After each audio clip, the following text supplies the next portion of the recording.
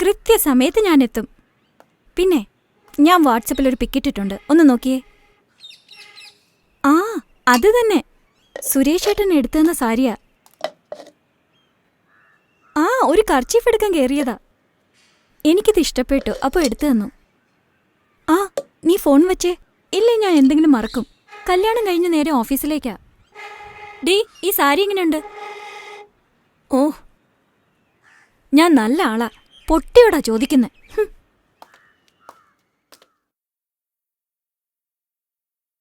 അല്ലേലും നീ സുന്ദരിയാ. കല്യാണം കഴിഞ്ഞ് ഓഫീസിലേക്ക് ചെന്നു കഴിഞ്ഞാ ഇതെല്ലാം നാശമാക്കാൻ വേണ്ടി കുറെ ജോലി ചെയ്യിപ്പിക്കും. എന്റെ പട്ടി ചെയ്യും. ജോലിക്ക് കയറിയ അത് ചെയ്യാതൊക്കോ? ഓ എന്നും ജോലി ചെയ്താലേ അവർക്കത് ശീലമാവത്തേ ഉള്ളൂ. മോളെ, മരുന്ന് ഇന്നും കൂടിയേ ഉള്ളൂ. അത് മൊത്തം തിന്നു തീർത്തോ? എന്റെ കയ്യിൽ എവിടുന്നാ മാമ കാശ്? അടുത്ത മാസം 4 കല്യാണോ? ഒരു 4 സാരിയെങ്കിലും എടുക്കണ്ടേ? ഞാൻ വരും മുൻപ് സുരേഷ് ഏട്ടൻ ഈ വീട്ടില് ഒരുപാട് ചെലവാക്കിയിട്ടില്ലേ? പിന്നെ ഒരുത്തി കൂടി ഇവിടെ ജോലിക്ക് പോകുന്നുണ്ടല്ലോ. അവള് പോകുന്നുണ്ടാ ഞാൻ ജീവിച്ചിരിക്കുന്നു. അവൾക്കും ഉണ്ടാവില്ലേ വല്ലതുമൊക്കെ വാങ്ങാനുള്ള മോഹം. അവക്ക് നല്ലൊരു തുണി പോലും ഇല്ല. എന്തിന്? എന്തുപയോഗത്തിന്?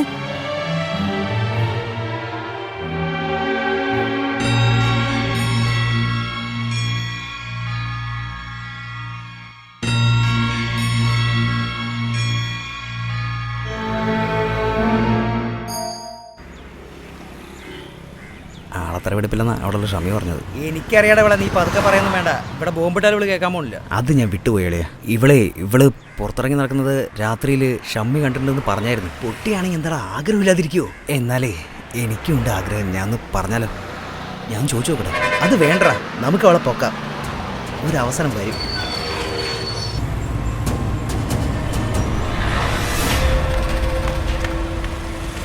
നീ എന്താ താമസിച്ചേ?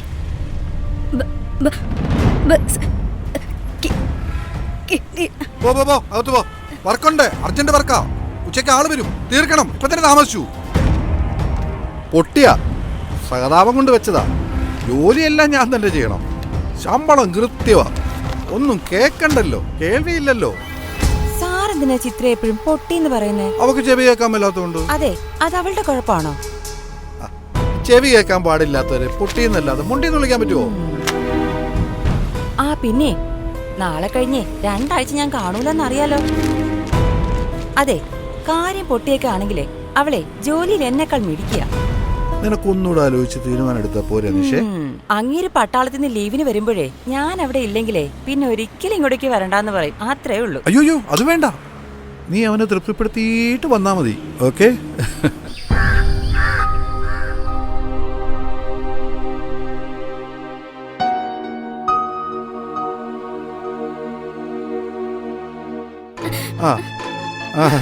ഞാൻ ചുമ്മാ ഒന്ന് കാണാൻ വന്നതാ. ഇവിടെ ആരും ഇല്ല. നീ സമ്മതിക്കുകയാണെങ്കിൽ ശമ്പളം കൂട്ടിത്തരാം. നീ ഒന്നും പേടിക്കണ്ട. ആരോടെ പറയുന്നത്? പൊട്ടിയോളൂ. അവിടെ നിക്കേ നീ ഒച്ച വെക്കാതെ. ആരുല്ലേ? ആ ചെല്ലേ, ആരാ വന്നോന്ന് നോക്ക്.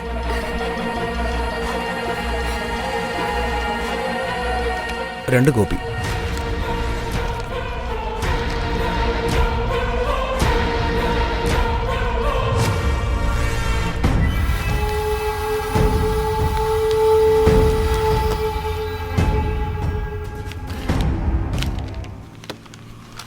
എത്രയായി? ആ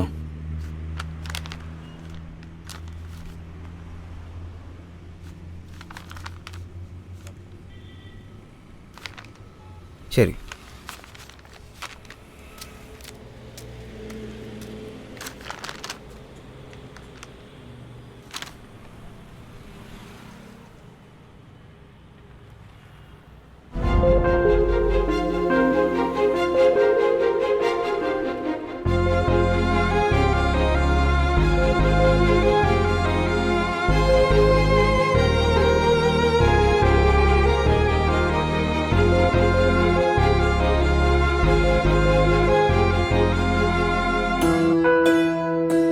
മോളെ ഇത് വെക്കണേ.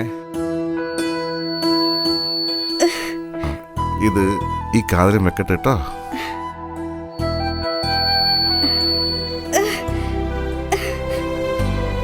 കേക്കാമോ? മോക്ക് കേൾക്കുന്നുണ്ടോ? പതുക്കെ പതുക്കെ പറഞ്ഞാ മതി. കേൾക്കാമോ?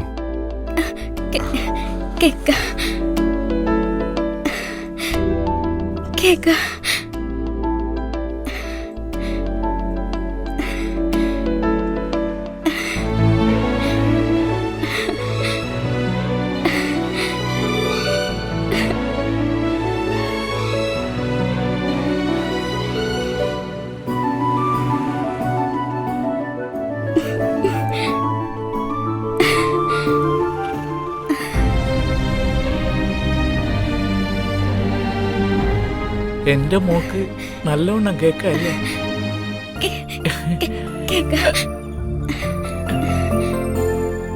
മോക്ക് എന്തെല്ലാം സ്വപ്നങ്ങളുണ്ടായിരുന്നു.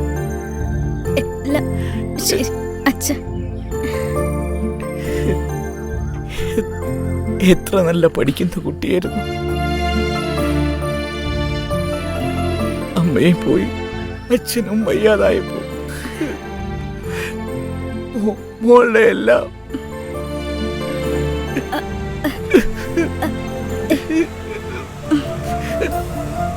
മോളുടെ അമ്മ ഉണ്ടായിരുന്നെങ്കിൽ ഇപ്പൊ എത്രമാത്രം സന്തോഷം. ഡി ചിത്ര, ഇങ്ങോട്ടൊന്ന് വന്നേ. ഇങ്ങോട്ട് വാടി.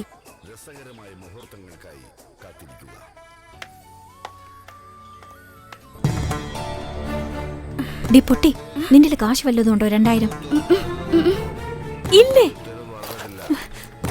നിന്റെ കാശുണ്ടെന്ന് എനിക്കറിയായിരുന്നു. നിന്റെ ബാഗ് നോക്കിയിട്ട് തന്നെയാ ചോദിച്ചത്. പൊട്ടിയാണെങ്കിലും മിടിക്കുകയാണല്ലോ. തിരിച്ചു തരണേ. ആ പൊട്ടിയുടെ കയ്യിൽ നിന്ന് വാങ്ങിച്ചതാ. പൊട്ടിയാണെങ്കിലും ഭയങ്കര കണക്കാ അവൾക്ക്.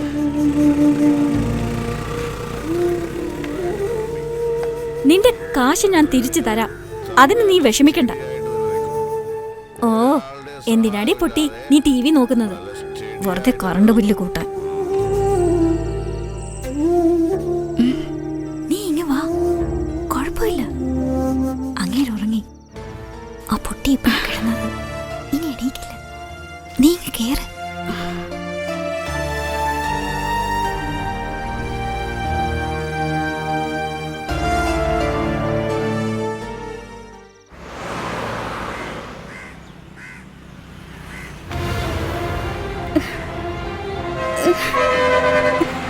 നമ്മളെയൊക്കെ ഒന്ന് പരിഗണിക്കും മോളെ.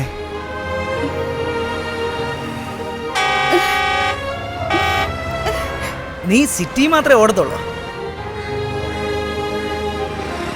നിന്നെ ഞാനങ്ങ് പൊക്കുന്നുണ്ട്.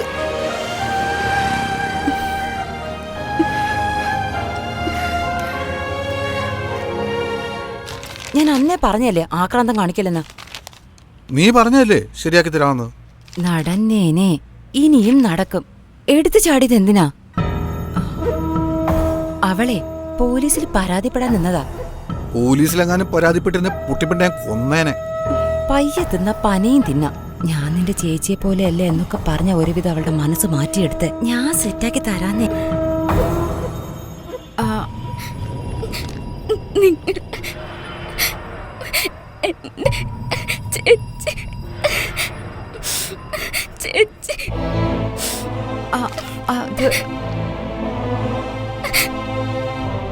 ചിത്രേ,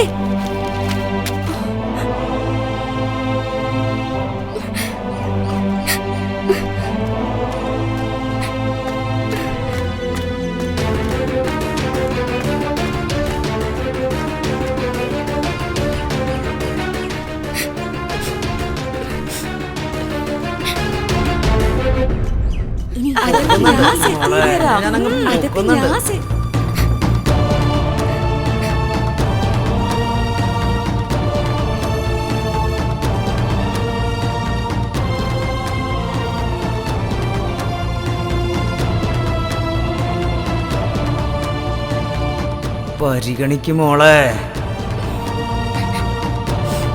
ആ പൊട്ടി ഉറങ്ങി. ഇനി ഇപ്പോഴൊന്നും എണീക്കില്ല. നീ വാ.